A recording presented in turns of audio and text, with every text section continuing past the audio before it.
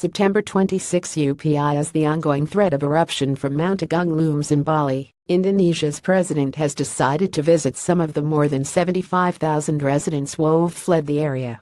The Air Force will take President Joko Widodo and First Lady Iriana by helicopter to visit a shelter in Klungkung that is holding nearly 20,000 evacuees.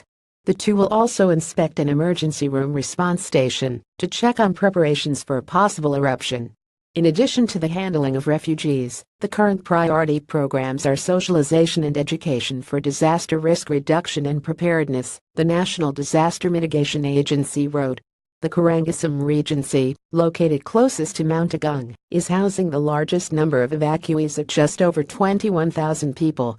There are nearly 400 refugee points across 9 districts in Bali with nearly 75,000 displaced people as of Tuesday, and the number is expected to rise. The estimated number of people who should evacuate is 62,000, but officials said the actual number is higher because of confusion about the danger zone on the map, leaving many unable to distinguish whether they live in the zone, and so they've fled as a precaution. Mount Agung's increasing seismic energy alerted authorities last week. Some experts have warned that an eruption is likely imminent. If Mount Agung erupts, it will be the volcano's first since 1963, when more than 1,000 people died.